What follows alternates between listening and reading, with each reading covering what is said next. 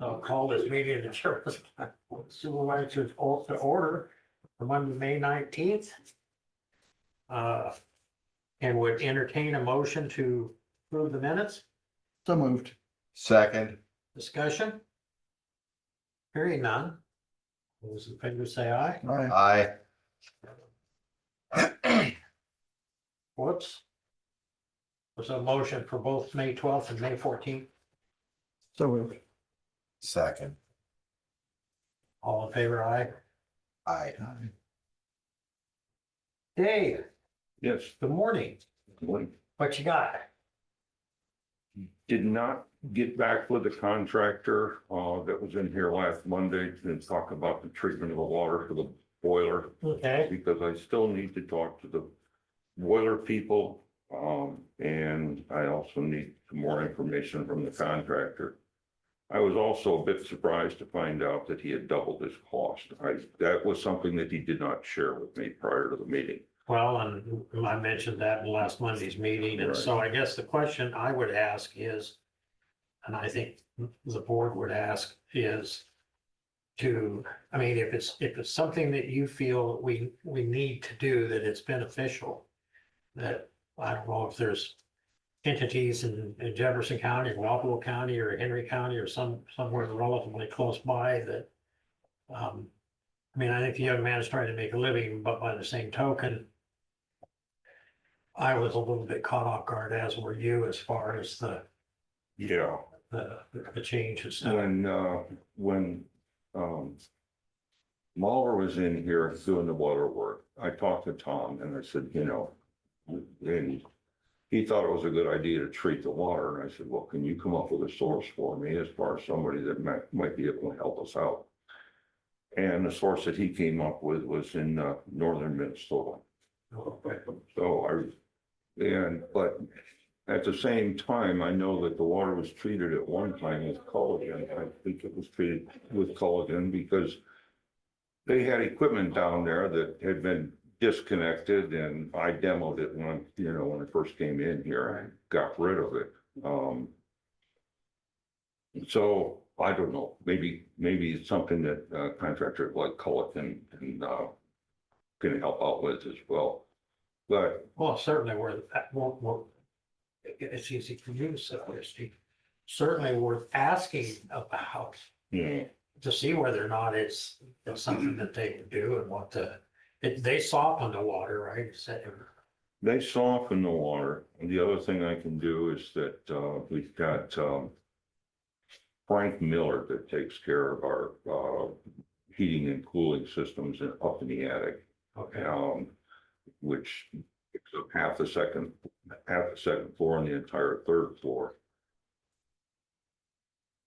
I always have them come out twice a year, spring and fall. I haven't had them come out yet, so I can talk to their service guy that comes out. He knows a lot about that stuff. And see if boiler work is something that they do, and also ask him as to whether or not, if they are involved with any kind of a treatment system. So I think there's two other options that I'd like to explore before we, even think about going ahead with the other contractor. You all okay with that? Oh, yeah. You might try Ace Refrigeration in Cedar Rapids. That's pretty much all they do with boilers. Ace. Or Ace Refrigeration in Cedar Rapids.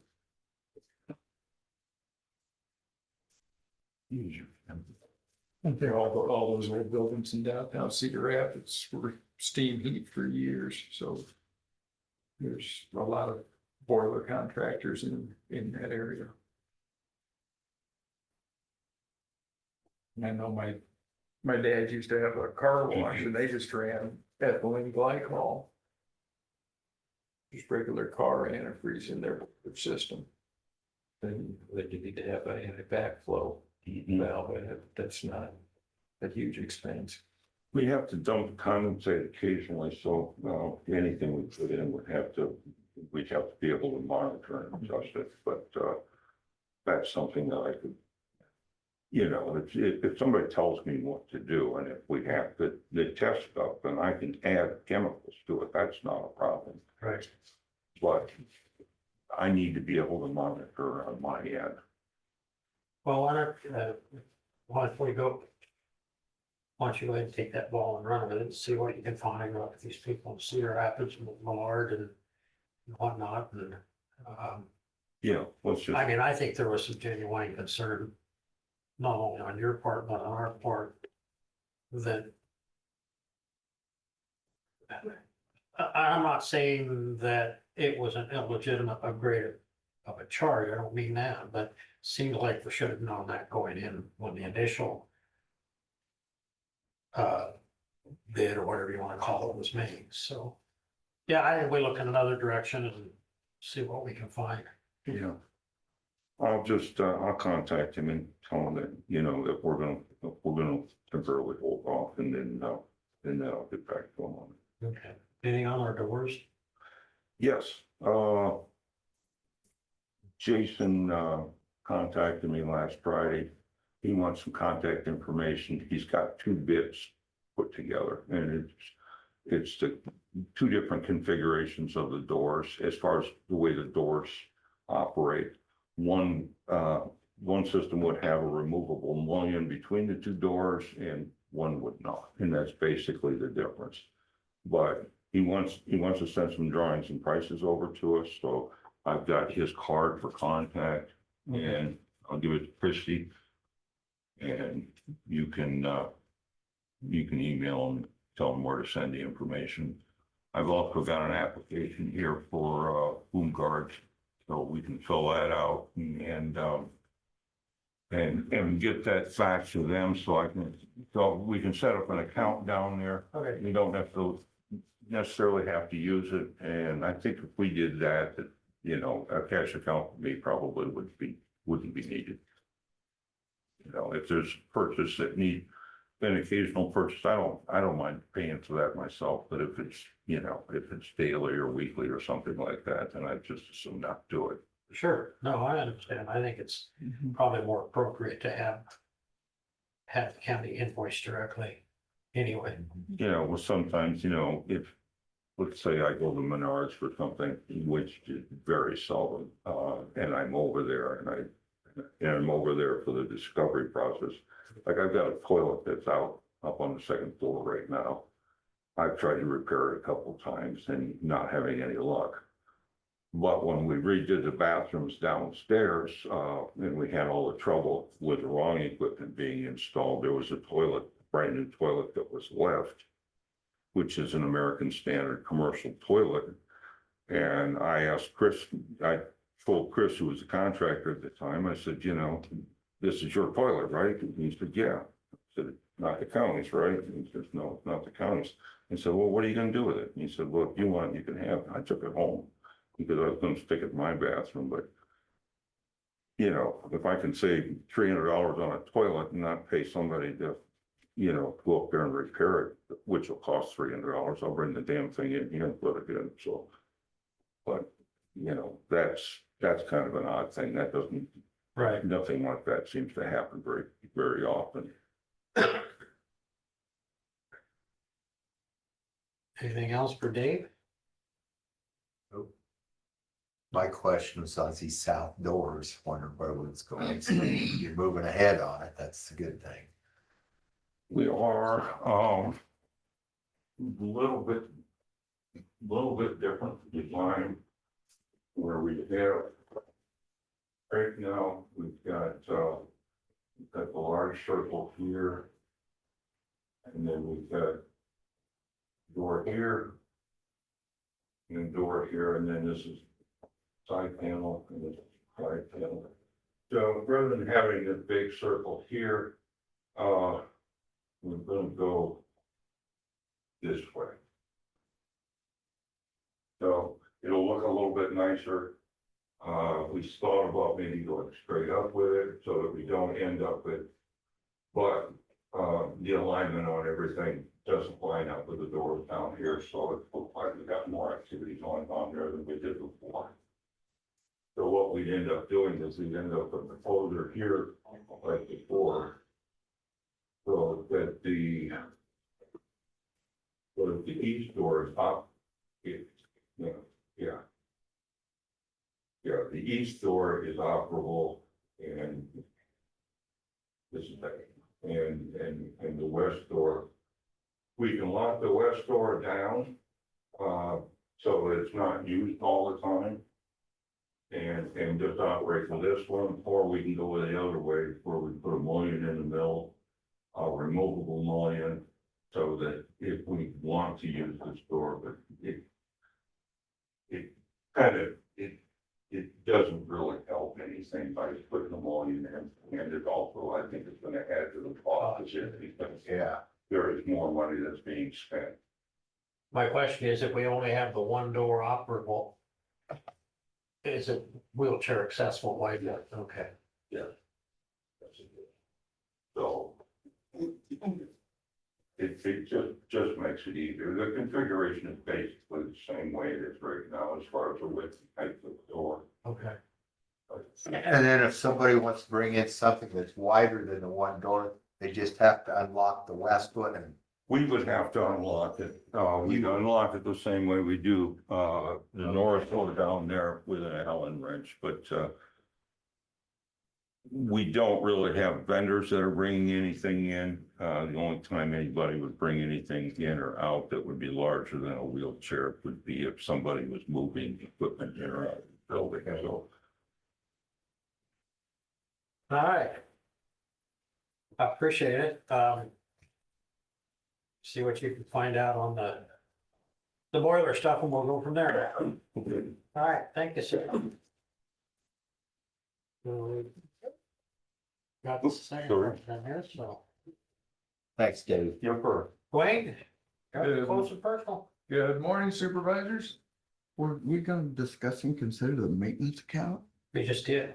Was there a dollar amount we put to that? No, he just said the charge account. That's what this application got. Over to charge. So there's no limit to that. He can go charge whatever he wants. It's bomb guards, what he picks up, yeah. Yeah. Okay, I'm kind of comfortable with that. Okay. I'll have a top amount on there,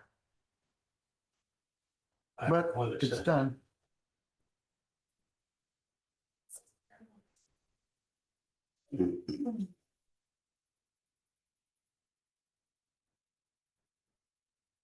Because it would be our account, it wouldn't be his. Yeah, The invoice would come, so we need to monitor it. after it's been spent. Right.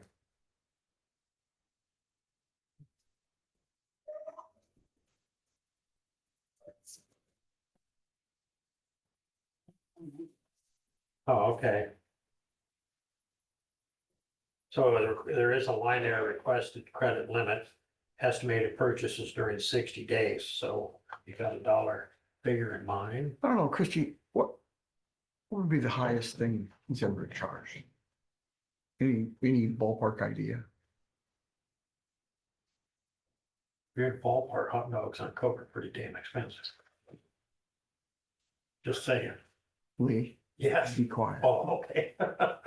Nothing real, I mean, like paint, 300, Yeah, just usually little things here. yeah, I just think it's good practice to don't just give them the bank. It kind of reminds me of the kid that goes to college, gives him a credit card and says, this is for emergencies only, So, you know? I'm sorry. Everything's Emergency. emergencies in college. yeah. Okay. Jesus Uh, Christ. I don't know what Baumgart's practices are as far as that part was concerned, but 500, 750? Yeah, I don't have any problem. I just want to let them out. Even, you know, maybe would it ever be 1,000? I don't know, Baumgart's is not cheap, but neither is anybody else. No, I'm not looking about Baumgart's, but around here, has he ever needed $1,000 right now and stuff? Not that I'm aware I think of. so. Yeah, then maybe 750, 500. This would probably be a limit of the total account, like you only spend like $750 per billing account, is that what Yeah, you? but it says estimated purchases during 60 days. Okay, 60 days, okay. Yeah, so it'll be spread over 60 days. Anything above that, he'd have to have some other mechanism Sure. to pay. Sure. I don't anticipate. I think $750 is about plenty. I would think so. Did you have them fertilize the, No, we have that hired in. okay, yeah, so. Yeah. Yeah, You know, that's kind of the expensive stuff you get there, fertilizer or Yeah. lawn care equipment. yeah, yeah. So Yeah. 750 is good. because it wouldn't be a credit card, it would just be a, Yeah, same, the road department has an account Yeah. there. yeah. And the nice thing is it. You set it up so that you're not paying sales tax. Right, If somebody right, goes in with right. cash, it's a hassle to That's get true. that back. So, we're gonna entertain a motion to limit it to $750. So moved. I'll second it then. Discussion? Hearing none. All those in favor say aye. Aye. I, Thank you, Susie. I wasn't thinking in that regard. Michael should have said something. Huh? Michael should have said You'd something. have to wake me up first. Okay. Okay, back to Dwayne. All right, well, the Almighty is helping us with dust control today, so greatly appreciate that. After the rain stops, we will start applying dust control at the county sites that we do 110th and the detour route. The downside with the rain is the detour route's getting mighty beat up. Just east of Juniper, where Porters have their hog operation in that pond, the ditch there hasn't been right for a lot of years, and we've just never had the inclination, I guess, to ditch that because it wasn't as bad as a lot of other places, but with the heavy truck traffic on it, that ditch is becoming an issue, so either this week, probably next, after it's a little more fit, we'll change the detour, run everybody south on Juniper to County Line Road. And then close Juniper down, or close 250th down east of Juniper so we can core out the soft spots in the road and get that ditch fixed so the water drains away from the roads. Right now, I don't know if you guys have been there, but you've got the slope coming down from their pond.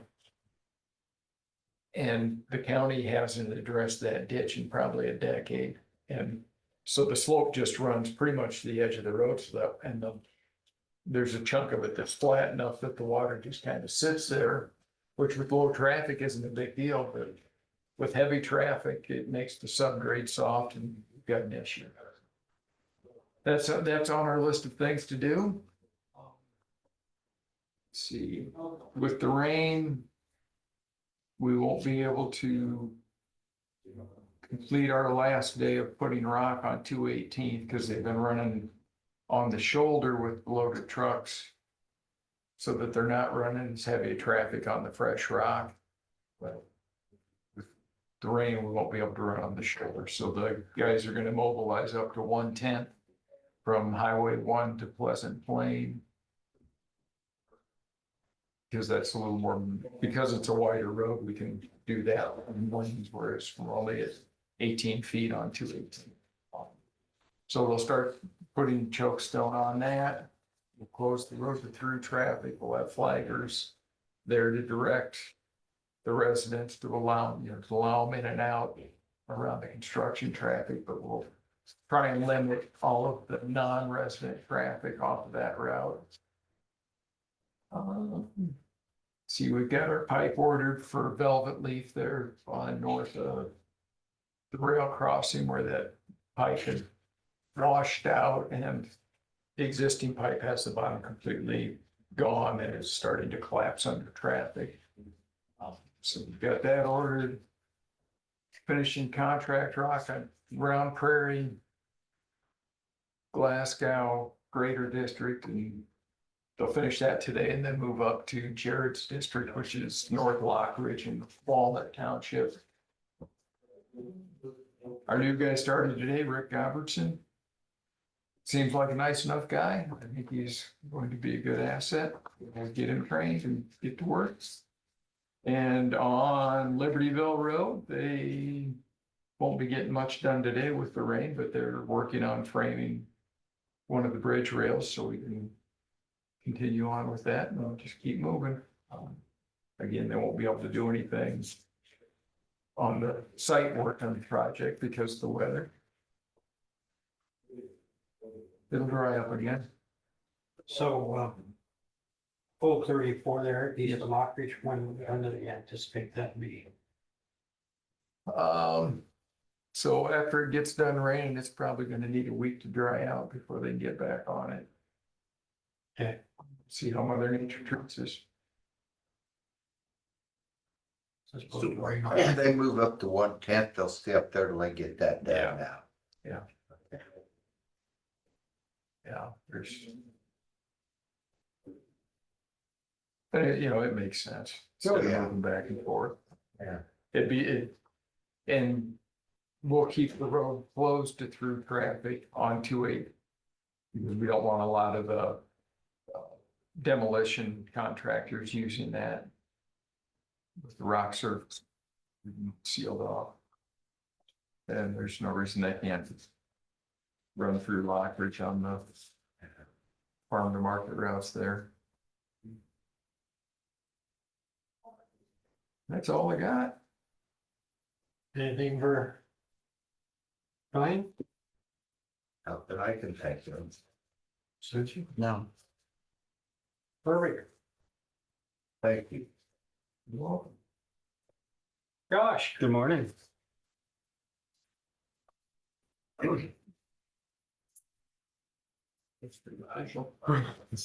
don't know if you want a copy of that too, just for discussion, but so I'm a little fired up this morning. I don't know if you guys have seen yet.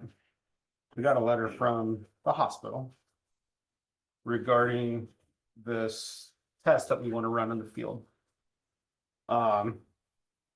So it's been brought up, it's been mentioned. It's just kind of a trial thing that we want to do is to run.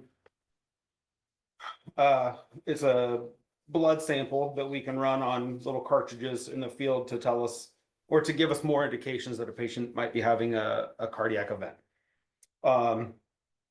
So this letter, I got it this morning. It was in the mailbox. It was also addressed to all of you. So I assume there's one floating around here somewhere if you haven't seen it.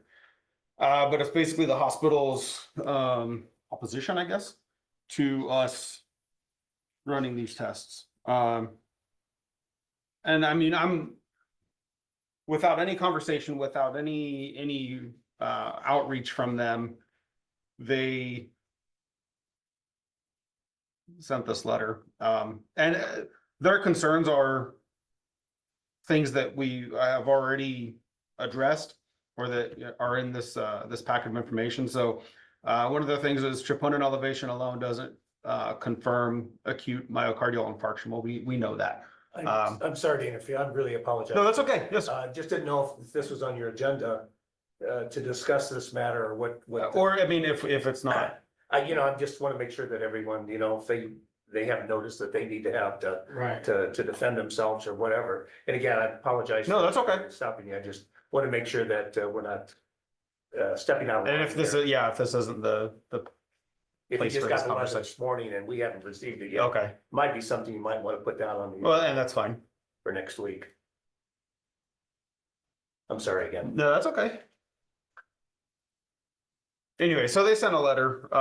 If you guys want to discuss it now, we can. If not, we can wait. It's not really. I mean, again, the things they outlined are things that we have in place for our plan. But yeah, I just got it this morning and just kind of. Yeah. Well, so can I see the letter? Absolutely. And I just went through it, I highlighted things that they pointed out that we've already addressed in our plan. And we haven't started doing this yet. This is not anything that we've actually implemented yet. We're still going through the process of getting our ducks in a row.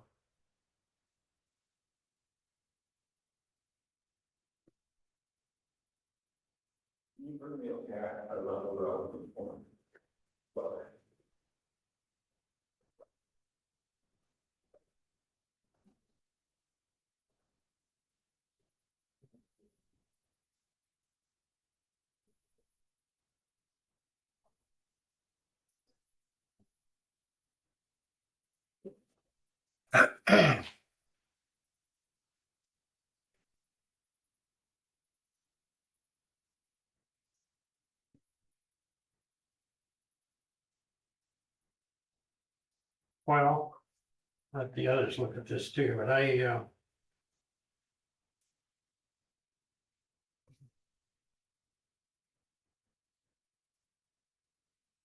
in addition, we encourage a review of billing implications for adding this test, $28 average.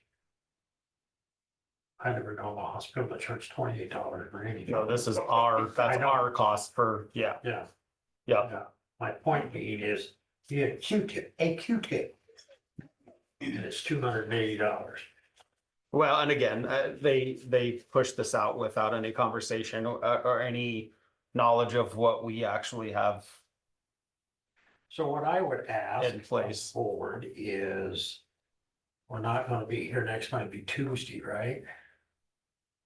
27th, we put this on the agenda to discuss and consider, and we invite one of these doctors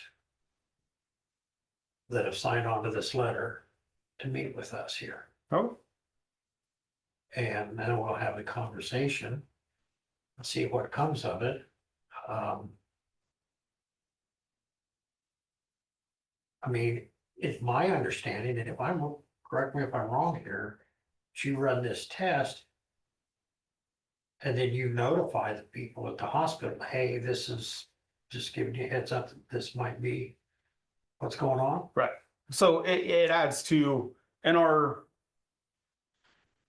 plan with this is, and again, the things they pointed out, in addition to an EKG, symptoms, ruling out other possible issues, that this is another piece of the picture to determine if we need to take that patient to a facility that can actually intervene with a potential cardiac event. Like Atumwa has a cath lab, Burlington has a cath lab, Iowa City has a cath lab. We don't have that availability here. So. So And- would I be,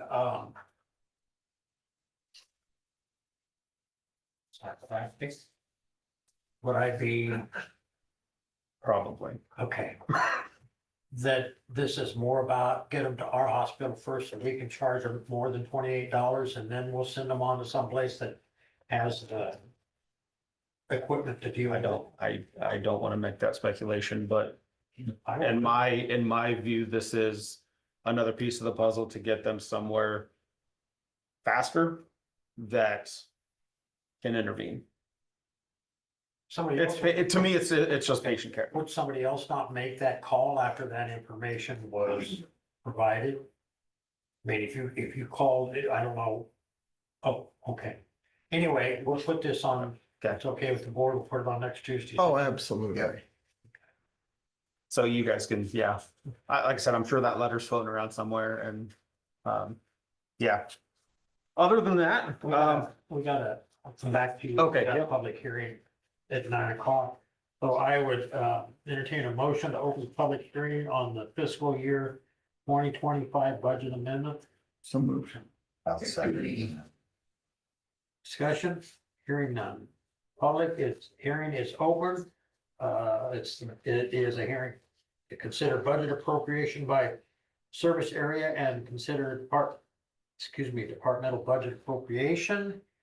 Let me see what I've got here, the paperwork.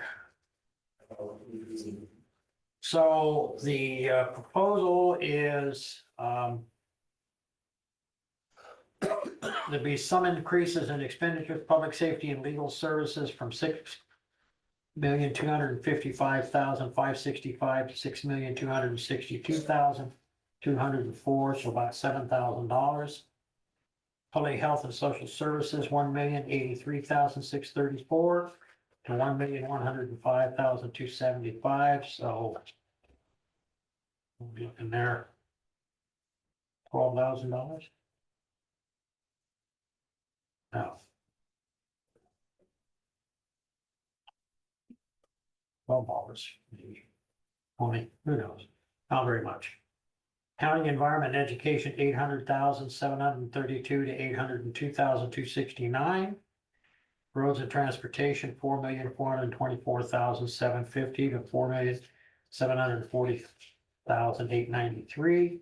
Capital Projects, 594,700 to 569,700.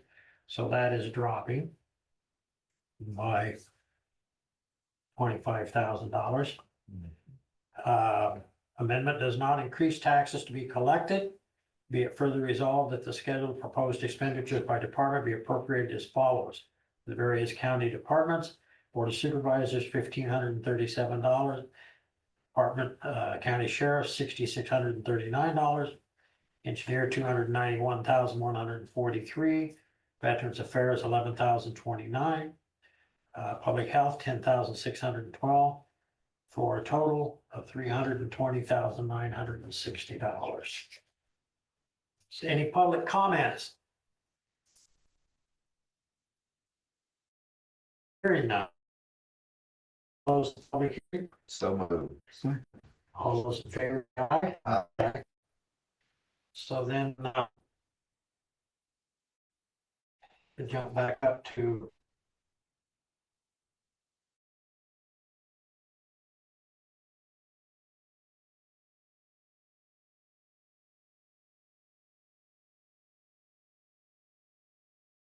budget amendments as presented.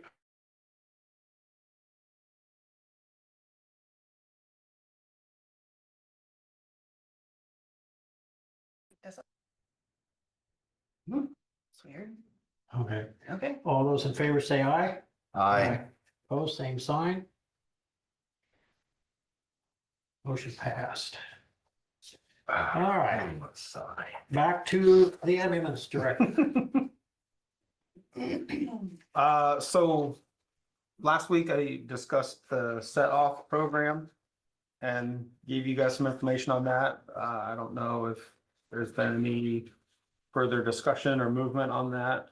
Yeah, I've reviewed the ordinance itself. It's fairly standard as you represented last week that other counties have it. It's just a methodology in which one would delineate who is responsible for collection of what debts and how objections can be made. So it's nothing odd or unusual. It's just an apparatus to make sure everyone gets a chance to have their notice and any hearing to object to a charge if in fact they're not, don't have the funds to do it or whatever. So it gives you guys some latitude there. Do we need to put it in the form of an ordinance? Well, you do, and that's why you really can't do anything today. Right. Right. I don't know if in fact that's your intent, is to enact this ordinance, but if that's the case, then obviously we have to go through that process. Well, I would think that we would go through, I don't know, public hearings, at least one, a week up to 3, depending upon how the responses, but so I guess what I would ask is if the county attorney's office to draft the ordinance and we'll go through the process of implementing. Okay. How I expect it's, yeah. How quickly are you wanting to do this? And okay, Elizabeth gets back on Wednesday, so Okay. I'll be able to Yeah, put this in her lap. I didn't think this would be any rush of a project, so, and then my understanding is that it's collection from tax returns. You can use a number of different tools to try to Okay. collect it, yeah. Okay. So, yeah, not a big rush on that, but at some point. Yeah, I won't get to it this year. Okay. Yeah. That money's already been spent. Right? Yeah. Yeah. No kidding.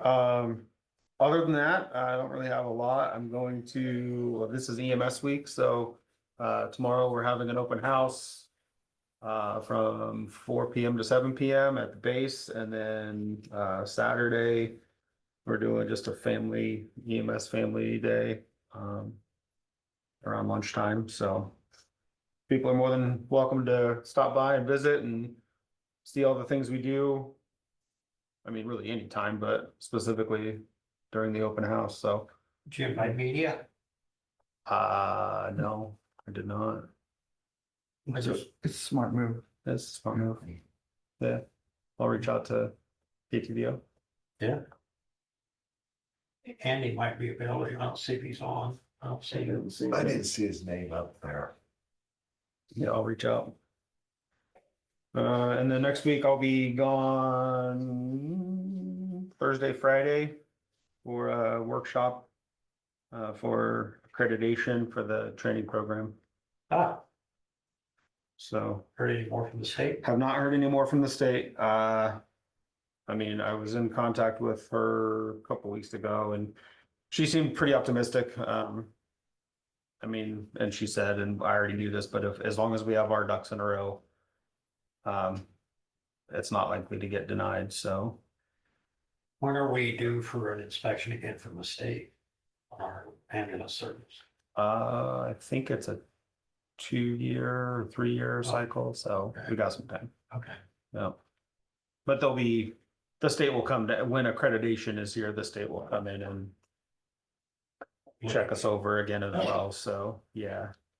Kind of a dual purpose there for us. And did we ultimately, I know there was some discussion about not buying buying vehicles through the hospital or whatever. I don't remember. I mean, I knew we got the drugs and stuff from them, but there was something else you were thinking about changing. Maybe I misunderstood. Yeah, I mean, just our pharmacy stuff. I mean, everything else we have a vendor for. Actually, we're looking at other vendors as well to try to cut some costs.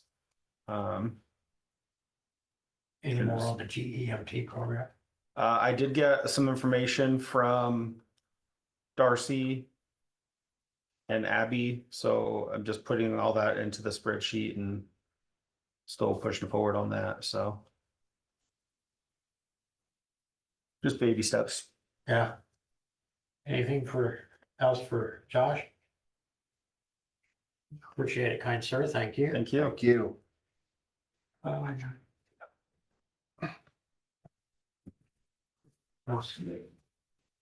Chelsea on? No.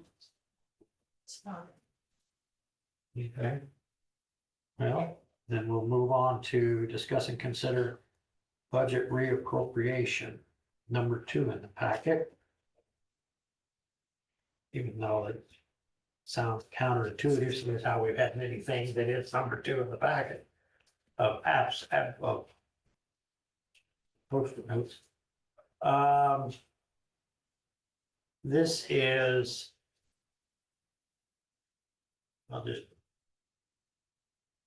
we're doing budget reappropriation. Mark was gonna hop on to talk to you about that, I think. He puts it, yeah, Mark's here, yeah. No So, preference now?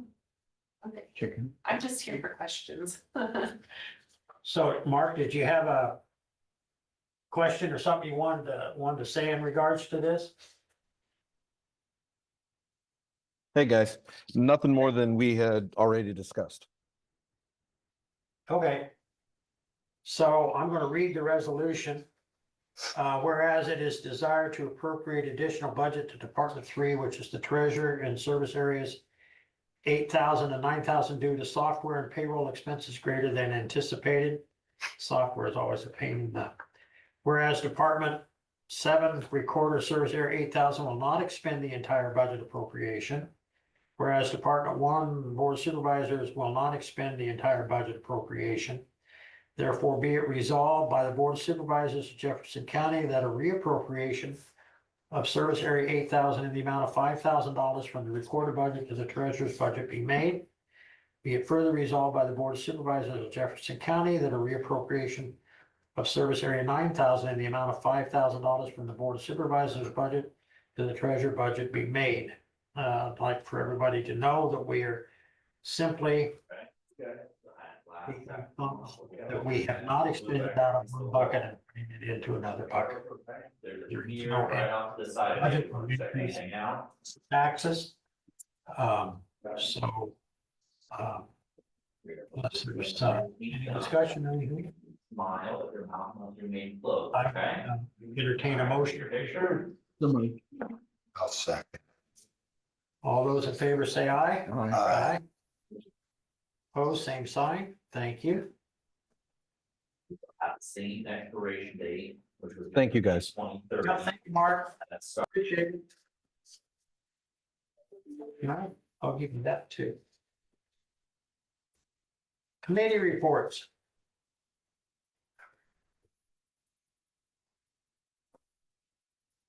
Oh.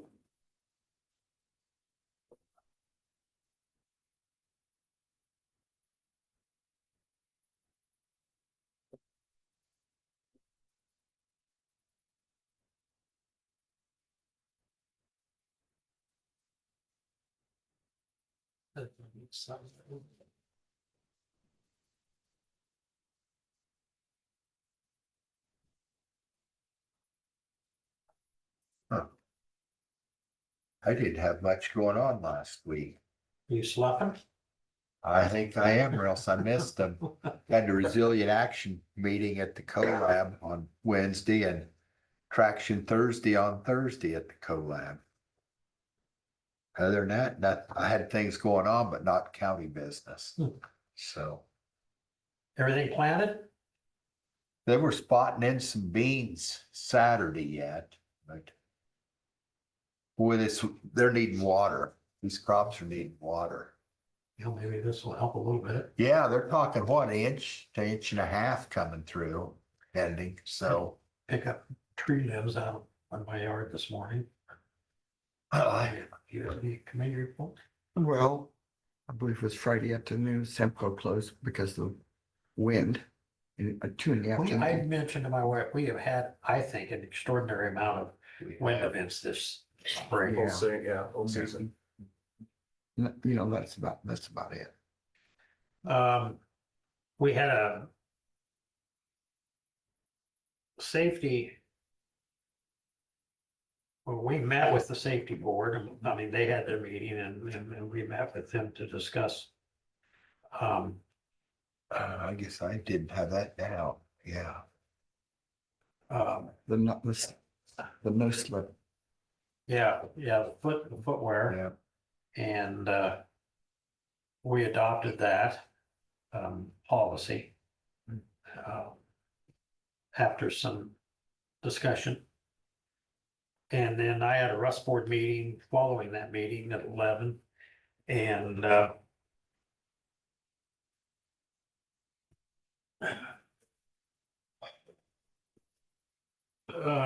Eliza County is, I mean, they're all still moving forward with their large solar farm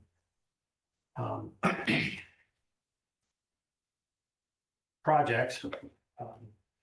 It's getting kind of, pardon the pun, deep in the weeds right now, but it's probably near as they can tell 18 months, 24 months out before it'll actually start construction. There's still some arm wrestling contests over the decommissioning, the removing of the hardware. There's still, I mean, they have zoning in Eliza County. So, as we're developing our ordinance, I think it's clearly a work in progress, but wanting to, I want to continue to draw on Bruce's experiences that he's gone through with, you know, with the solar farm, and they have an entirely, as we have discussed here, they have an entirely different take on Michael putting solar panels on his house or in his yard. That's not the same thing as a 3,200 acre Right. solar farm. Right. The other issue that we discussed was the legislature this session before they adjourned. And I have not seen the final So I've not been able to read it in its entirety. I've just gotten the, what do you call it, the summary, I guess you'd say. That they passed an eminent domain ruling or law or whatever you want to call it regarding non-public uses of eminent domain. More specifically, in this case, it was in response to the carbon capture pipeline, which they don't consider a utility or a public utility. And so the question I had, which is always going to fall into the lap of legal somewhere. The question I have is that you have a private entity that is installing a solar farm specifically for profit purposes, which is not a dirty word, but it is not a public utility. So the question is, does the Iowa Utilities Board have jurisdiction? And does that new eminent domain law apply where this entity cannot use eminent domain to take land for the construction of their private project? Sounds like a lawsuit. Well, Yeah. it's Still certainly. sounds wishy-washy. Well, to me, this is just, I'm not a fan of eminent domain, and so I'm saying that I don't see a lot of difference in a solar farm and a carbon capture pipeline in terms of it's a private entity. This would be true. That's my take on it. And so if that new law applies, then to me, it should be applied. And that was the question that, or the discussion we had at the meeting as to whether or not that was going to change the dynamic somewhat. Probably will take that lawsuit then at some point in the Right. future to. Now, make they've those not had any determinations. problem with getting the land.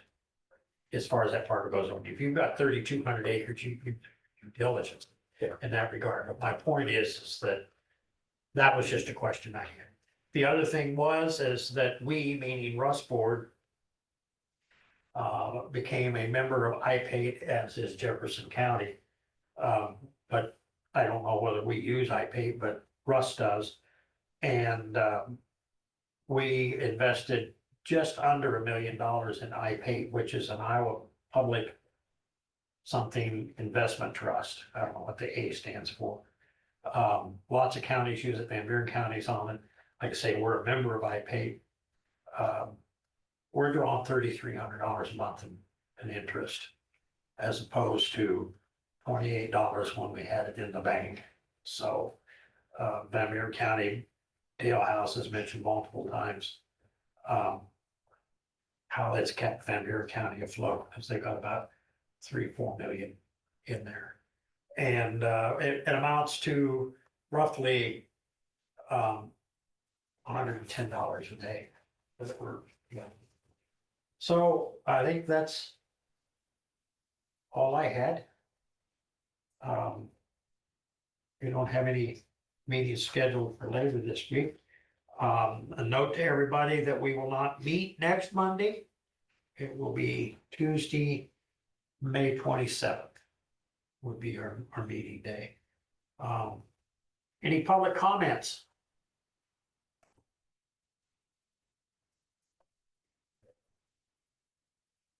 Hearing none. Motion to allow claims and approved reports. Did you see the claims? The claims, no. Claims. Claims. Deplane, boss, deplane. There's a lot of people that are not gonna understand that. Our generation Yeah, can, but Yeah. those younger, What Yeah, are you talking about? exactly. Happens a lot lately. yeah. No kidding. I just bought the Centennial miniseries. What do you want to call it? DVD pack the other day. Most people won't remember that one either, but it was a good miniseries.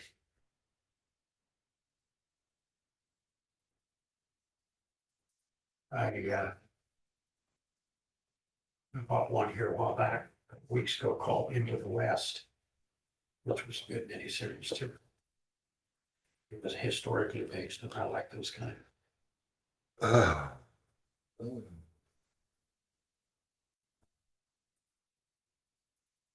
Motion to approve the claims and allow claims and approve reports. much? Oh, $183,097.63.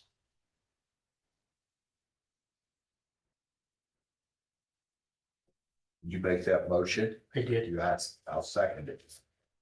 Any discussion? Hearing none. All those in favor say aye. Aye. Oh, same sign. Thank you all. Appreciate everybody. Should you join? Motion to adjourn. One second. Second. Third. All in favor say aye. Aye. Got it? Aye. Just Got 2 pick, seconds. Who first? oh, Motion to adjourn. I went. Okay. Okay, All right. just to make it Perfect. simple. Yeah, so I'll call this new meeting of the Jefferson County Board of Supervisors to order for Monday, May 19th. Present is Joe Ledger, Lee Dimmitt, Darcy and Christie and Chelsea and Susie may be calling in. And I'll turn time over to you. Sure. Yeah. So like I said, just kind of going over the things that you guys should be looking out for as you move forward. So yes, it may have been Jack's practice previously to not share them, but like you said, Okay. yes. So you will have what I have on here is the handbook. So towards the end of June, I will send you over, the handbook that you can continue, to use on a go forward basis. I would say maintaining it, every 2 to 3 years or redoing it every 2 to 3 years is about what you need to do. But you should obviously, be watching for mandates, laws, things that change that would need to update your handbook. So there may be times, that you need to release an addendum if it can't wait. But you should be able to figure out what that looks like. And then as long as you have a strong communication plan, you should be fine adding addendums. So I want to ask Makes you sense. a question on Yeah. that subject. Yeah. I had circumstances that arose here over the last couple of weeks, and without going into a lot of detail, taking up a lot of time, I had questions. Now, our legal indicated that these determinations were up to us, meeting the board of supervisors, but we have a lot of elected officials, Mhm. have their own departments. And in some instances, for example, law center, law enforcement, the sheriff's department, and the jail in particular, they are also subject to state statutes and federal law. Mhm. And our handbook can be overridden by those state statutes and federal law. I understand that. Road department does some things differently as far as requiring CDLs and things of that nature. But the question I have arose on 2 fronts. One, we had a department that is accruing vacation differently than what the handbook states. Mhm. So a state statute that requires it, or federal law or anything of that nature. Also, there was a question regarding the use of sick leave, Mhm. or not the use of rather, but the donation of. Sure. do you want to be on Zoom or on Christie speaker? found for me that All right, I'll put you on. Iowa code there? references All right, by definition donated time off or whatever. Code specifically reference it as vacation. It defines that particular as vacation. Mhm. So the question that we asked our legal was, who controls, who makes those decisions? He said we do. Mhm. So that's my question. If we develop a handbook Mhm. and we asked all of the individual departments to partner in developing that handbook, is that handbook the Bible? In other words, what I'm trying to say is that if I have a road department out here that's doing something different, now, one or two things, in my opinion, is gonna happen. Either every other department's gonna want the red polka dot underwear instead of yellow, Mhm. or we're gonna find ourselves in a quagmire. Mhm. And so I guess my question is, what is the benefit? What is the cost benefit analysis to having a handbook if I've got all these elected officials that are saying, I can do whatever I want to do? Well, I mean, the reality is that they can. The reality is that they can, but, so that's when, getting buy-in, like you said, including the departments in on what changes are made to the handbook. Getting their, so we have some counties that, it's not a legal document certainly, but they ask all the department heads to sign it, that they are going to follow the department handbook, as it's written, because they participated in it. So, I mean, there's no law that they really can, as long as it's within budget, they really can do what they want to do. But it's because when you think about the handbook, it's not only is it how you keep track or you keep your employees following the rules, it's also how your employees keep you Right. to your commitments, right? So that's the buy-in that you have to, it's not a legally binding contract, but it is a contract of sorts between how you operate to your employees and how your employees operate to you. So we had a department that didn't follow the sick leave policy in terms of policy says that you as an employee can use sick leave if there's an immediate family need, not specifically, but immediate family need.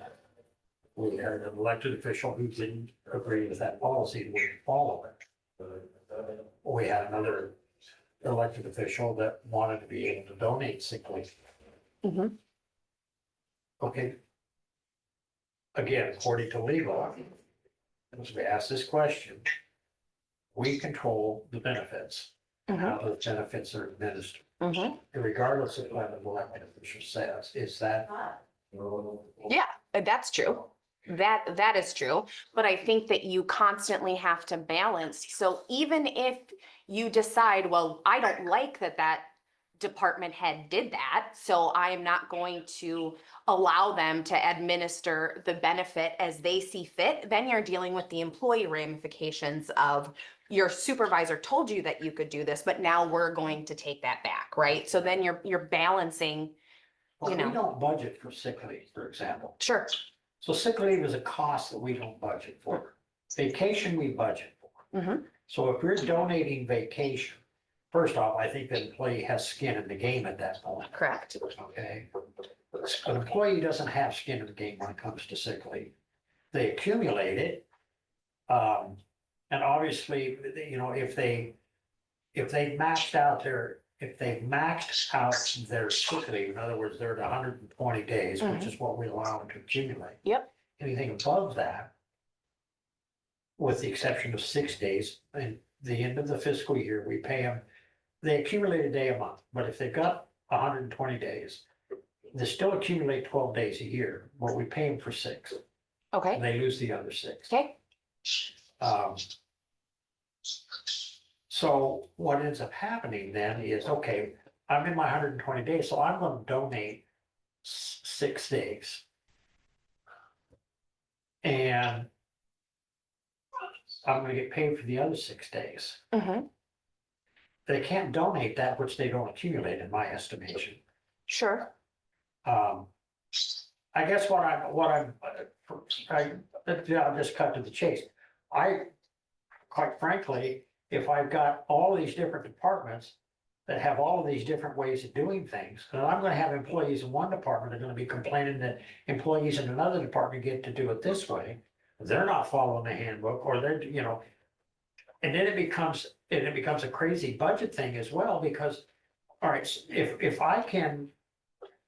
we're going to say that elected official A can, I don't know what the hourly rate is, but 0.0123. Okay, well, they're gonna do 0.02456 per hour. So you're going to increase more, or you're going to accumulate more vacation per hour than his department is. So now they're gonna wanna do it. Well, And then that department's gonna wanna do it. In other words, if what I heard you say is that, well, you know, then you're gonna have employee problems because my supervisor told me that I accumulated vacation at this rate.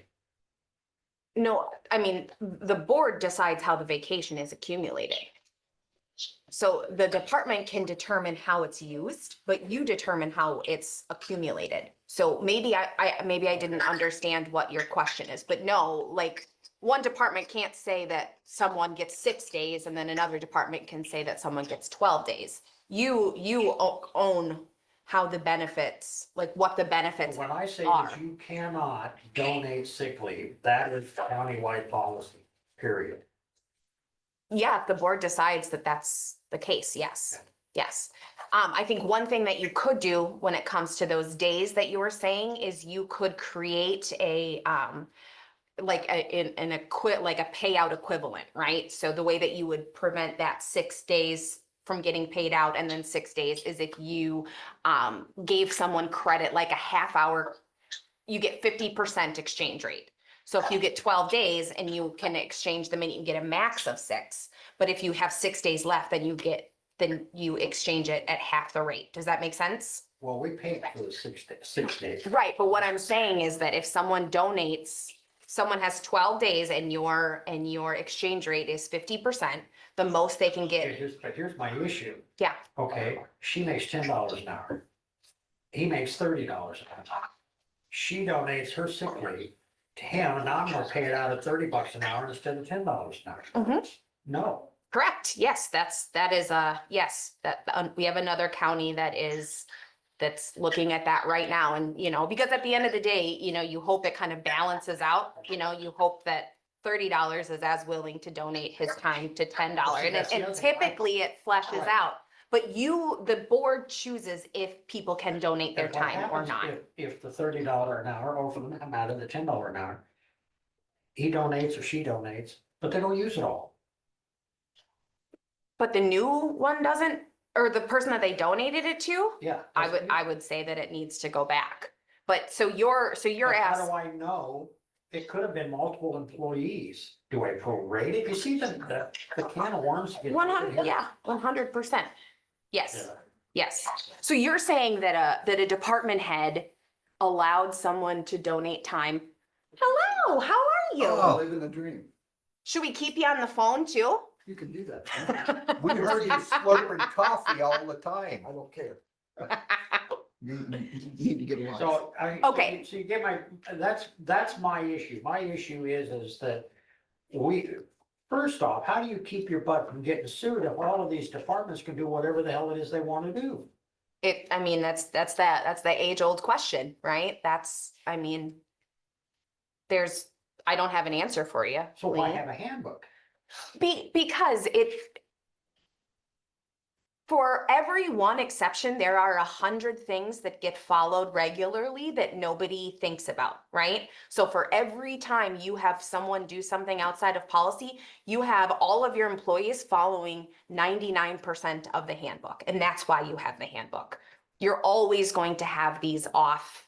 But if you didn't have a handbook that said you needed to come to work at 8 and you can leave at 4:30, think of all the rules people wouldn't be following then. Are All we of not the dealing with things. that right now with departments? We got a department that looks here and it says, well, they only work 37 and a half hours a week. Grossly untrue. Okay, Okay, it's not true. They take a half-hour lunch 5 times a week. But this office is open 40 hours a day, or 40 hours a day, 40 hours a week. Mhm. During elections, it's Pretty open. man, Huh? that'd be pretty hard to man 40 hours a day. Right, okay. But I have another department that closes up on noon because they're only working 37 and a half hours a week because they're saying, well, they're getting paid for 40 hours, but only working 37 and a half. But they're under an autonomous board and I can't do anything about it. And to me, this is really problematic. it is very problematic. It is. I don't And I disagree got a with road you. department that's, and I'm just hypothetically. Yeah. I got a road department that said, well, the hell with it, we're only gonna work 37 and a half hours a week. And we're gonna get paid for working 40. Because. This is, okay, Mhm. and. So, yeah, I know, you're saying, well, you can control it through budget. Well, if I budget for 40 hours, So then I'm gonna come back and I gotta decide which department, say, well, okay, I'm only gonna budget you for 37.5 hours a week. That's all I'm paying for. Whatever department it is. And to me, this never, until the other day, this never crossed my mind. I never had run into this. And I got departments that are telling me, well, that's not the way I do it. Well, that's not the way I do it. I'm an elected official. I can do it however I want to do it. And I'm throwing my hands up in frustration. Yeah, I mean, you're not expressing anything that isn't. I mean, every board deals with this, right? It's the character of the people that you have in these positions that dictates how a lot of this operates. I'm not calling anyone's character into question, but what I would encourage you to do is to speak to the opposite of the situations, right? So like, I mean, what happens when nobody follows any of the rules for anything, and then that's your speaking point, because that's what would happen if you didn't have an employee handbook. It would literally just be people doing whatever they wanted, whenever they wanted. And then your employee issues would skyrocket because they can't hold their leaders to anything from an accountability perspective either. So I hear your frustration, but it is the same frustration that every leader has ever experienced, right? And it's it is what it is, unfortunately, but you're talking about one-offs that feel big. But if you didn't have this document that kind of, this is essentially your culture keeper. If you didn't have this, there would be no rules at all. Like I hear you, but I think that the truth of no handbook is way scarier than having to deal with these. Well, yeah, these I'm not issues advocating that- you're not having a handbook. We go through this expense, we pay this money. Yep. A document that we expect all the employees to sign, they're supposed to read it and sign it. Mhm. Whether they read it or not, they sign it, we put it in the personnel file, we have all that happy stuff. And then all of a sudden, well, we don't do it that way in this department. Then another department says, well, if they're not having to do it that way, why do I have to do it that way? And what am I supposed to do? What are we supposed to do? How do you rein that back in? Because then all of a sudden said, well, we're going to allow you to accumulate 240 days a year in this department.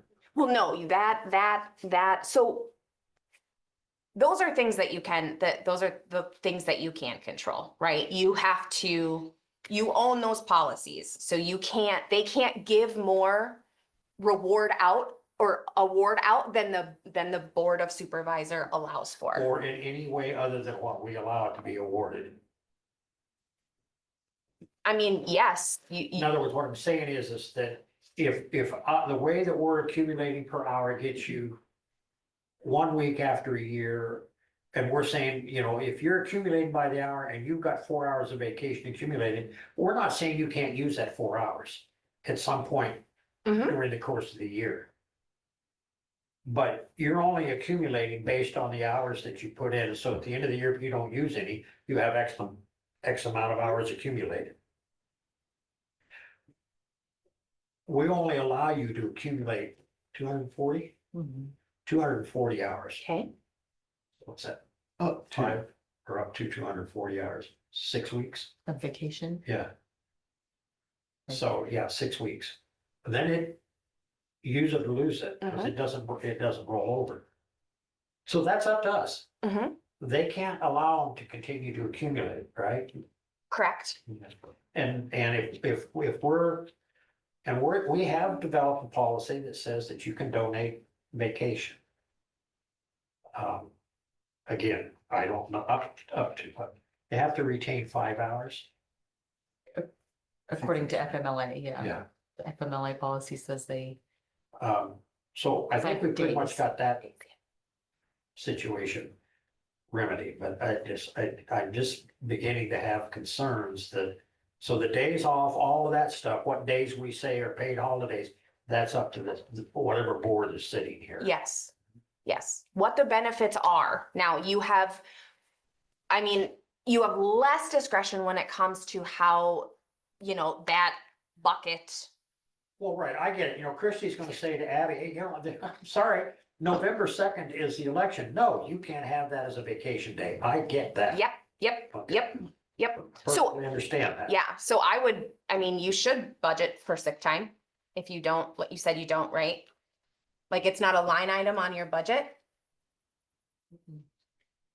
No, I would because you see. the way encourage you that to think works- about it. Well, but the way that it works is we budget for the employee's wages. Mhm. So if the employee is off sick or the employee is working, we're paying those wages either way. Yes. The wages are budgeted for. Mhm. So if I'm paying you $40,000 a year to work 2,080 hours a year.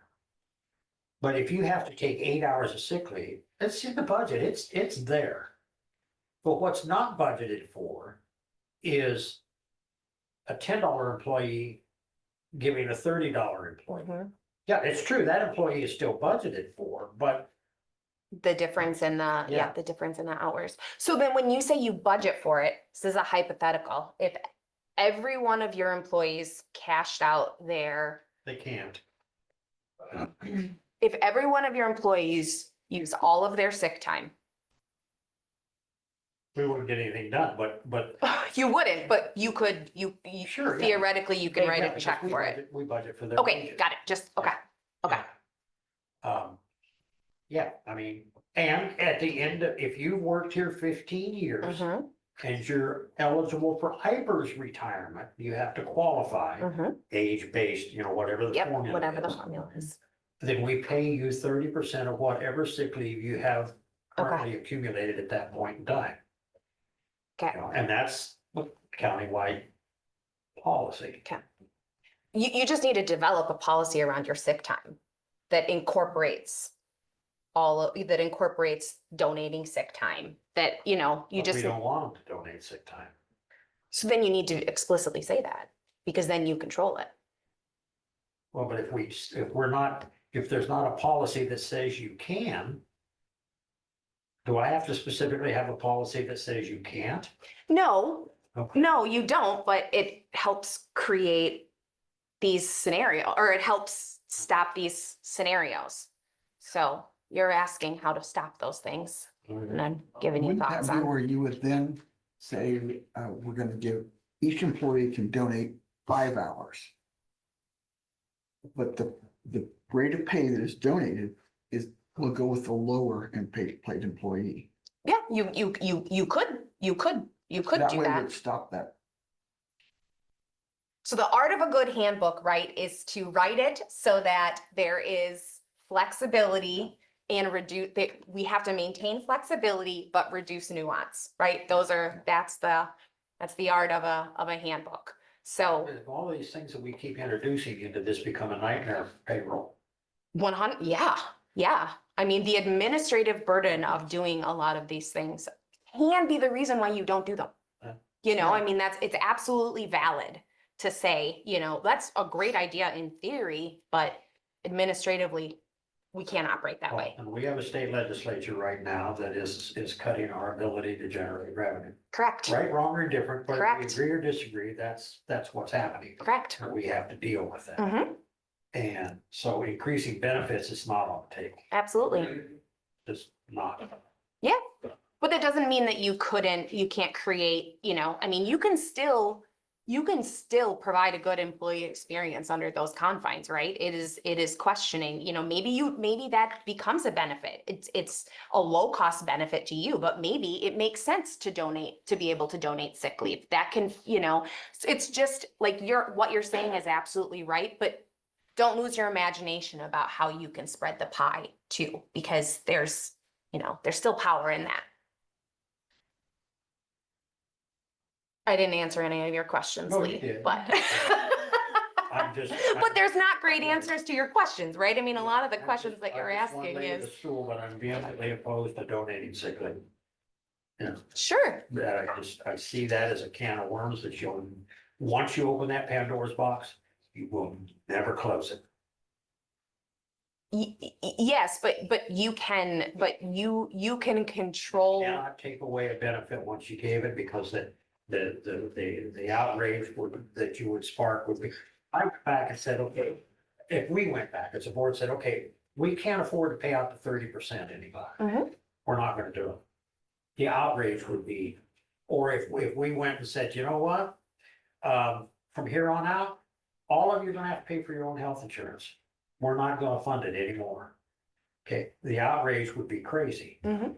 Okay, and who knows, we may be driven to that catalyst at some point, not through any particular choice of our own, but you know, circumstances dictate. But we have since 2008, have never passed on an insurance premium increase. Mhm. That's incredible. Well, It doesn't, mean you might not have to. that's right. That's right. Sure. You know, Yeah. And so I think that sometimes, you know, I can't, but I would like to say to the employees, don't bite the hand that feeds you. Yeah, and where I was going was not introducing the benefit and taking it away. I agree with you, but but what, I mean, you could sit down and talk for 2 hours about the things that can go wrong with creating that policy, and you can write the policy around those things, right? But all I'm saying is that some other counties have found it to be extremely helpful to be, you know, it creates connection, it drives compassion within your group. Like there are positive benefits to doing it. Like, so it may be a cost neutral or very low cost, maybe $30 to $10 on 40 hours. But My compassion says that, you know, you want to be compassionate, put some skin in the game and donate your vacation that's Instead of sick leave. instead of sick leave, which we allow. okay. Okay? Yep. So that's a different conversation entirely. Because Yeah. you see, when I look at it in this context, when July 4th comes around, you don't take sick leave to go on your vacation.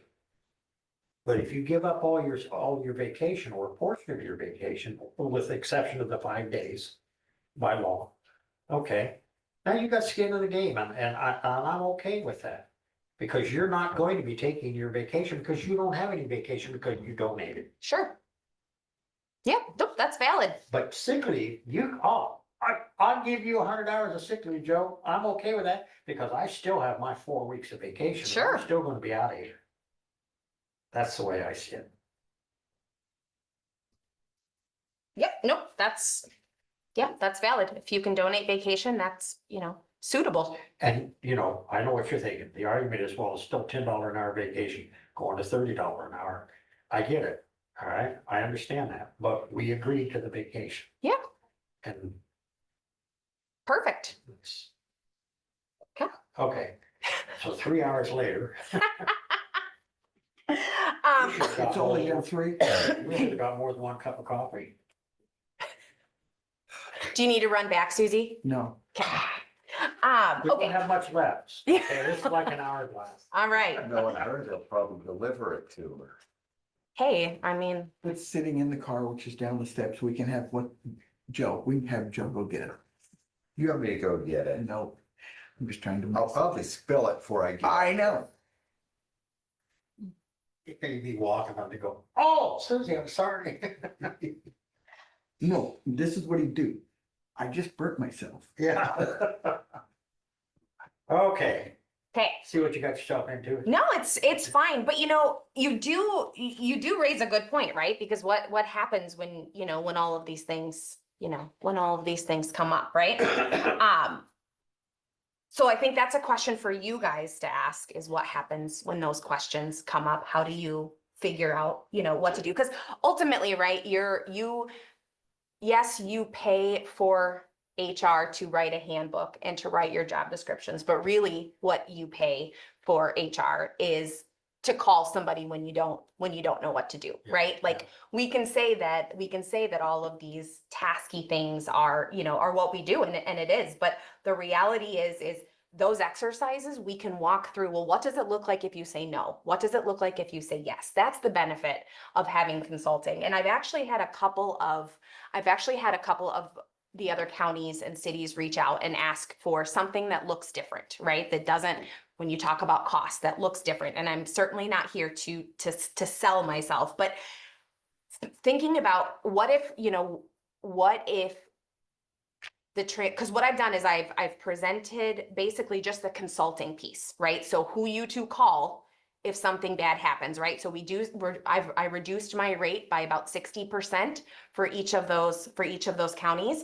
And really all we're doing is we're transitioning the input from me to you, right? So in next year, when your handbook needs to get done, I would help you write it, but you'd be the one typing it. When you have when you have someone have a discrimination claim, you call me and say, how do I do an investigation?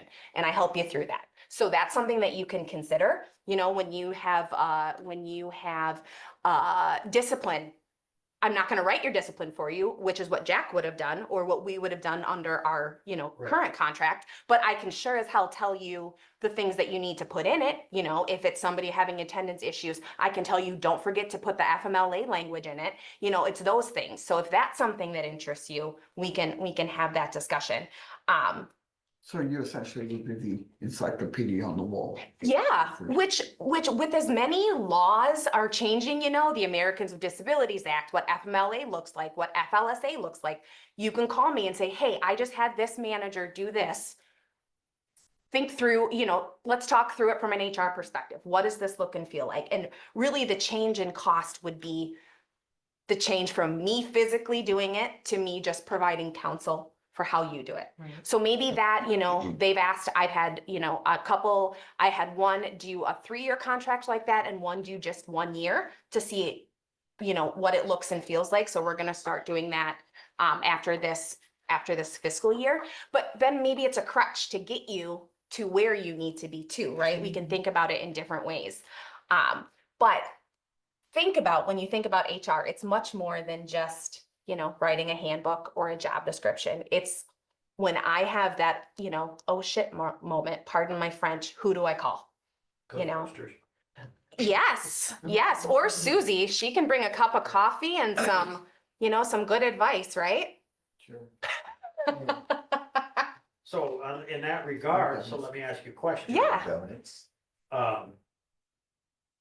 As opposed to a contract, do you do on an as-need list invoices? Sure. Yeah. So we could talk about what that rate would look like. Obviously, we could also do month to month and try it out for 6 months. There's different ways that we could do that, but just so that you don't quite feel like you're on an island, because you're asking some brain busters, right? Some things that take some discussion, and we have the expertise to help you at least look through that from a different lens. So yes, we could do an hourly rate. We could do month to month just to see what it looks like. We can certainly be flexible, because the reality is, right, is your goal is to get these two so that you don't need me anymore, right? And that's yeah, ultimately, I suppose, I don't think we want to throw the baby out with the bathwater particularly, sure. No color. but, I am get your coffee getting cold. absolutely sympathetic though to the budget constraints that you're under, so, If I could pick up the phone, let me rephrase that. If Christie or Darcy could pick up the phone and say, Joe's standing on his head in the corner again, what do we do? Yeah. And we talk and say, you charge $150 an hour, minimum of 1 hour, whatever.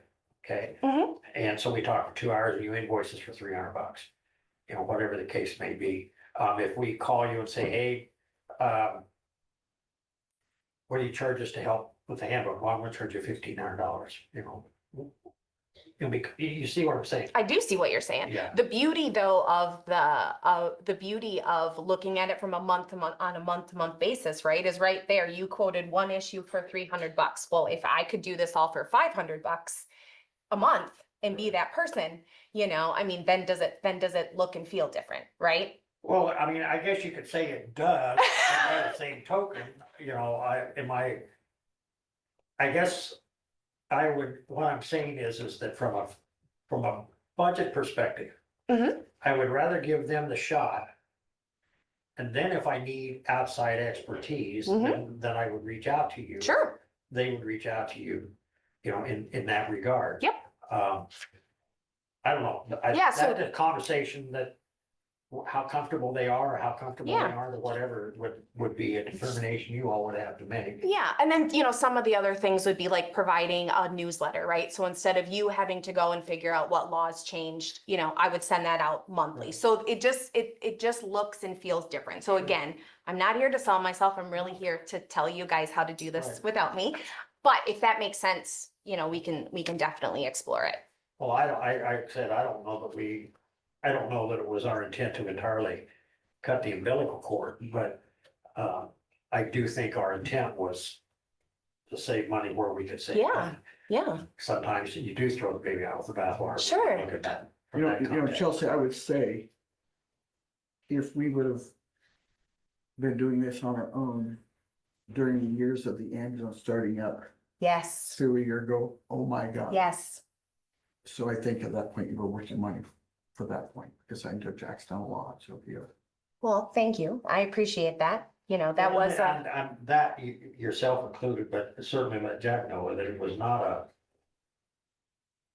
what's the word I'm looking for, Suzie? It was not, the decision was strictly budgetary, not. of course. Yeah. Yeah. And so that's why, that's kind of why I'm like, there's really a lot to this, it's a lot more than just a handbook. We were looking at the checkbook, not, Yes. And I know if I called you and said Joe standing on his head in the corner, you'd say, send me a picture. I would. Yeah. I would. I mean, I have to see it, right? I can give you guidance once I see it, but I I'd mean. have to see a picture of it to believe it. And her guidance would be get the hell out of the way before he falls. Yes. in that case, call his wife, that's all I did. Yeah. She'd tell you, leave him there. I know. Of course, we'd have to get it in writing and get her to sign Right. something, but. So to revisit your question, yes, so I will make sure, I don't know, when Jack and I kind of transitioned the company, we had like a data dump. So Okay. I can give you all the job descriptions that I've got. Okay. I don't know if it's going to be every single one, but I think you guys should have all the job descriptions. And so then I think between you and us, Someone I does. think I have. Yes. I don't. okay. Okay, yeah. Yes, I can absolutely send you those. And then, employment applications, just, those, just things to think about, right? So make sure that, with the EEO language that's on there, just, there's a lot of laws changing. There's a lot of, executive orders that were passed that still need to go through law, but just make sure that you're staying on top of that because you want to make sure that your job descriptions list everything that they need to from a legal perspective. And then keep in mind military preference as well. There are some jobs that military preference counts, some that don't. So just make sure that you stay on top of that because that's very good for your recruiting Okay. practice, having that on there. I got a generic question. Yeah. Military. Yeah. Nothing specific. I don't know if this is a good thing or a bad thing. Well, It's not so- specifically.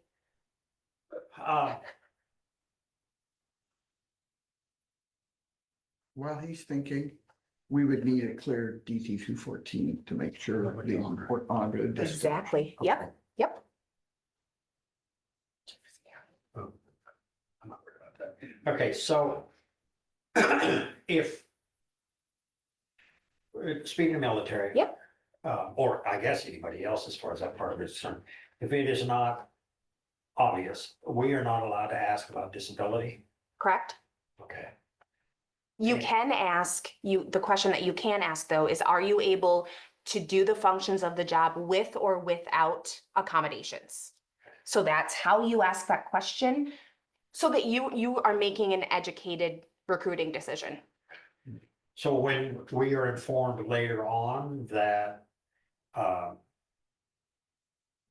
an individual may or may not be 100% disabled? Mhm. And we were not allowed to ask that question. However, we hired that individual, never demonstrated any issue in that regard as far as being unable to perform the job.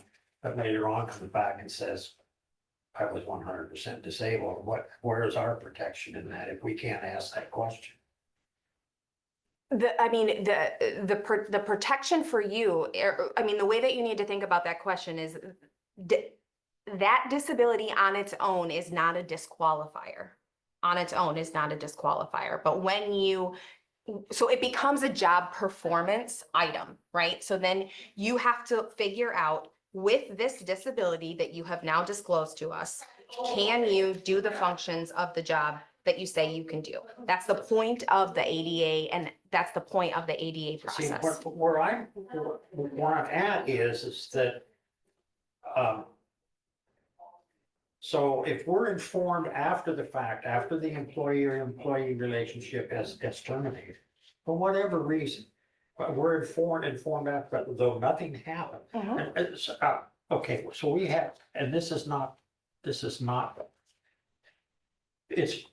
not uncommon for military personnel, especially who've seen combat duty, Mhm. to have PTSD, Sure. but they can function in society. Is that considered potentially a 100% disability? And if I'm not aware that that's a disability that they currently have, I don't know if they can handle the stress related to the Correct. job. I don't know. If they you can handle don't, so there's that, so if you don't know, if they did not tell you, Right. it's not on you that you didn't know. But there is now this should have known, right? So should have known if this person, if they are exhibiting symptoms that you clearly see, but you choose to ignore, and then you fire them because of it, and then it comes out, well, I had PTSD, that should have known piece is incredibly important. So, and that But if I is, can't ask the question, how should I have known? it comes out in performance. You, Well, okay, I Yep, get that. you but- have the- but I'm not going to necessarily know at this point that they can't perform till they demonstrate that they can't perform. right, Okay. right. And then you say, well, we didn't know. Right. We did not know. And if that is true and factual, and there was no way for you to have known, then you're right. You have no responsibility in that. The issue arises, when you have a person who's dealing with severe depression and can't come to work every day they're 2 hours late to work, they're visibly depressed, and we didn't do anything, we just fired them, like, oh, well, you're not coming to work, too bad, but we knew they were in the military, and we knew, that this could potentially happen, then we do have some liability there, right? So again, So then HR manages the gray. Okay, so are we required then in this instance to pay for their medical and all of this and that to get help? Or can we not terminate? I certainly can't have somebody particularly working in a dangerous situation that might put others in harm's way. Yeah, you're absolutely right. So that's the point. That is the point of the interactive process, is to figure out what all of that looks like.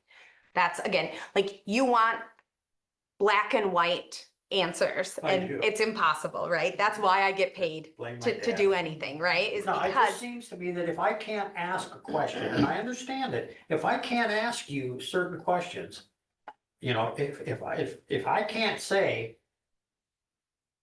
can you only turn left, but the job requires you to turn right, if I can't ask that question, and then I put you out there and you're going around in circles because you can't ever turn left, okay, if I can't ask the questions, how are we supposed to know until after it's too late? because you ask the question, can you perform all functions of the job with or without accommodations?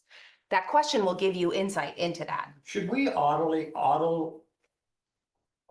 record all job interviews? No, that's excessive. Yeah. I mean, that's, Okay, so then how do, you can put it on a box on your application. That's another way to do it. Can you, during your application process, that's part of it. So all of those things, right? You're adding layers to manage risk. right? But ultimately, the reason why you can't ask someone is because if I can't hear, but I don't need my ears to do my job, then you can't consider that to not hire me. Sure. I That's get the that. reason why the question was asked. Once that person is hired and we have an idea of what's going on, that's when we go through that interactive process where we say, this is what the job entails. This is what your doctor says you can do. How do we reach accommodations to make it so that you can do 100% of this job through a reasonable accommodation? Or the alternative is you didn't disclose this when you started. You cannot do the functions of your job based on what your doctor said, and thus we have to terminate your employment. So that's the whole point of that process, is once you tell me that you're deaf, then obviously deaf is not a good example, but once you tell me that, then we basically go back to the drawing board and say, okay, you want this job, I want you in this job. How do we make it happen? We either get to a place where that person can do 100% of the job with accommodations, or we end their employment because they're not capable of doing the job as they applied or as is needed. I just get damn tired of walking on eggshells.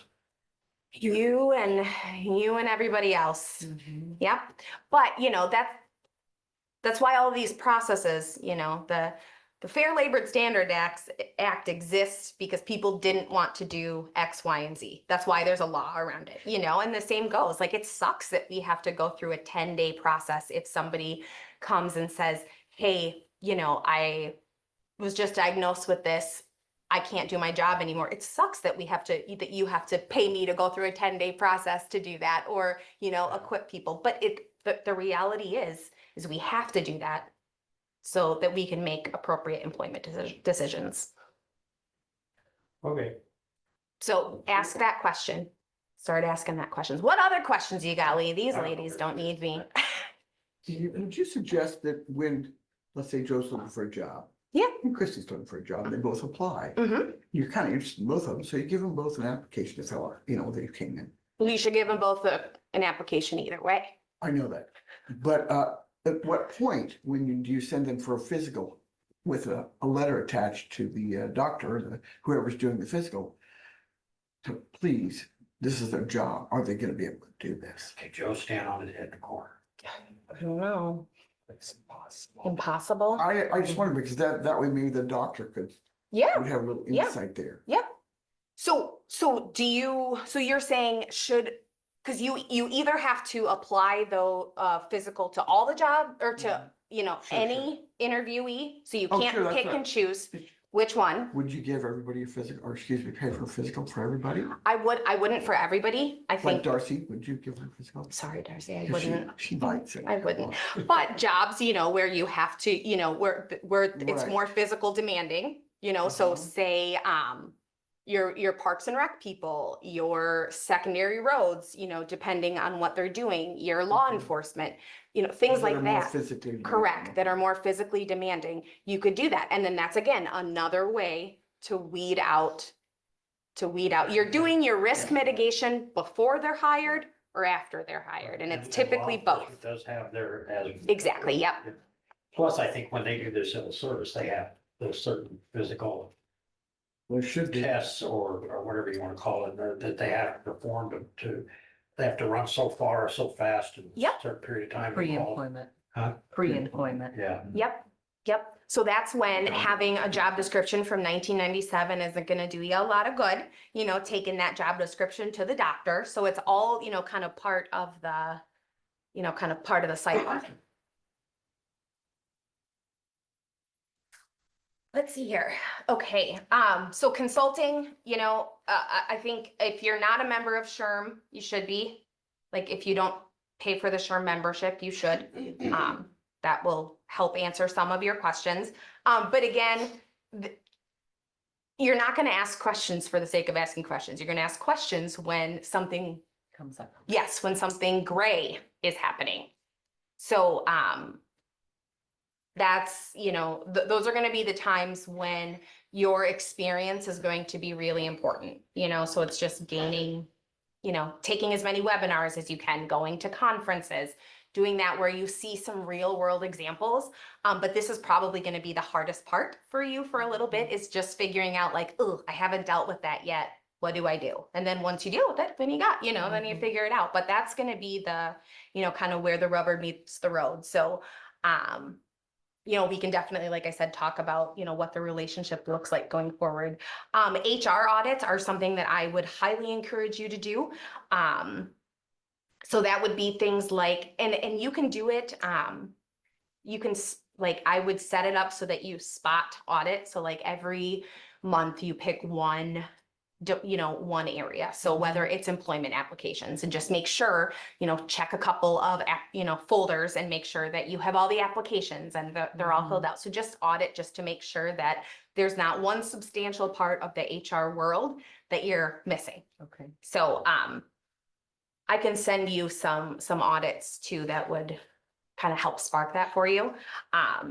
Employee complaint resolution, that's one area that you're going to need to make sure that you've got, your arms around, is what happens if and when you need an investigation done. That is, the function of HR is to be the mediator between the employee and the organization. So in this scenario, the county. And there's nothing that says that you guys can't be that third party, right? And it's a lot just in how you conduct yourself and how you have to be impartial. You have to, and these are things that you kind of always have to embody, for lack of a better term, because when an employee has a complaint, they're automatically going to be untrusting of whoever is doing the investigation. It's just a natural part of it. So I can come in and say, I am truly a third party and I can do the investigation, and it feels a little bit better. But if you worked at General Mills and you were in HR, you would have to be that third party. So just think about how you want that to look. So maybe, maybe one of you handles all the investigations and really understands what it, looks and feels like to do an investigation. And then the other one handles all of the employee issues, right? So that you can truly like create that space of impartiality. And it's really hard sometimes to do that, and then have a plan B for if it's someone in your department that needs to file a complaint. So just make sure that that's something that you build in over the next few months, because when it happens, you don't want to look like you're caught with your pants down, like, oh, we don't know what to do, like just make sure that it's something that you've thought about. But you absolutely can. Well, just because you work for the county and you interact with different counties doesn't mean that you can't be that third party that looks at something and is not, and is truly impartial. You just have to embody it. It's just part of the HR function. So, again, I'm, just giving away the farm, but the reality is just make sure that you know how you want to handle it when those things happen. There's lots of great resources about how to conduct a good investigation. And then confidentiality in those scenarios is incredibly important, that, only those who need to know. So just remember to build that into whatever process you build in as well. Risk management. And then HR compliance review, it's going to be you're going to be staying up to date on things that are happening in Iowa law, things that are happening at the federal level, and there's a lot of different ways that you can do that. Yeah, without having me, that's kind of the stuff that I would, shoot you an email and say, hey, the Pregnant Workers Fairness Act, we need to put it in your handbook.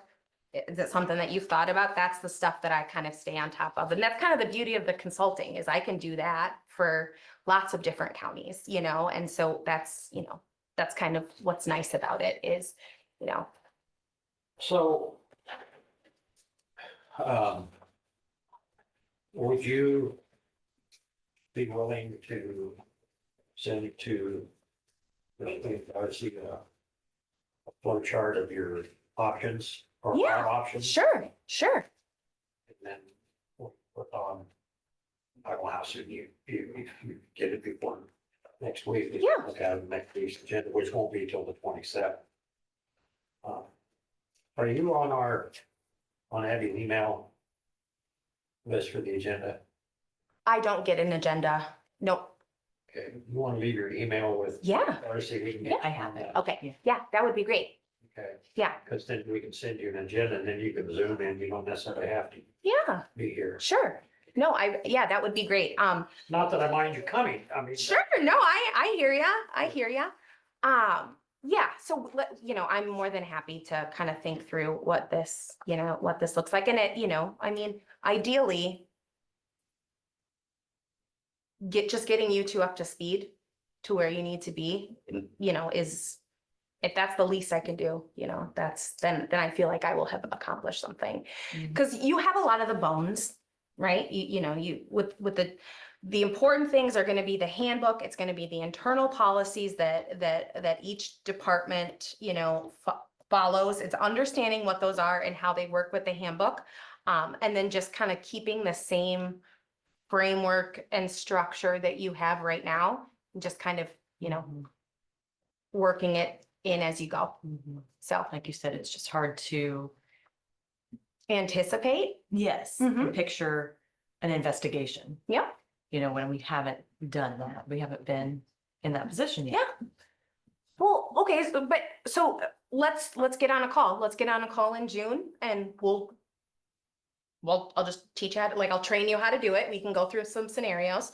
I'm still your people until the end of June. So let's do that, right? If so go through that list and say, Chels, I have no idea what to do here. Well, let's figure it out. Yeah. So just, we'll figure it out. We got it. Yeah. Thank you so much for letting me come. I really Oh, I appreciate it. appreciate you. Yes. And it was very nice to meet you. I was particularly fond of dragging Susie back, so. Me too. It was really fun, wasn't it? And then you just showed up Yeah. like just like an angel walking in the door, There you go. Susie. Angel, oh, oh. I knew you guys would just love that.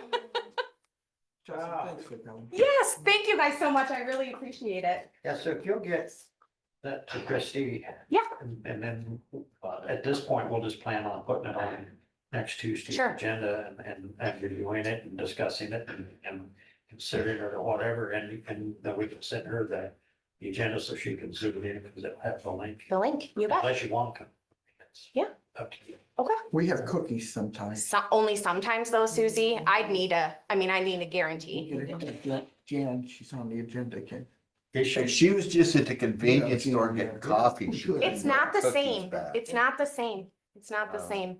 It's just the idea that she could have brought. I want to question if there's a cat on the counter when these cookies were made. That's always, it's always a gamble. You never really know. No, it wasn't us making cookies, trust me. Not Although his mine. wife was a very good baker. Is she? Oh, Who yeah. is? Your wife. She is? Yes, she is. She makes the best apple pie. The best apple If you pie? wouldn't spend so much time standing on your head in the corner, you might. You know, have that's done the that. truth. That's the truth.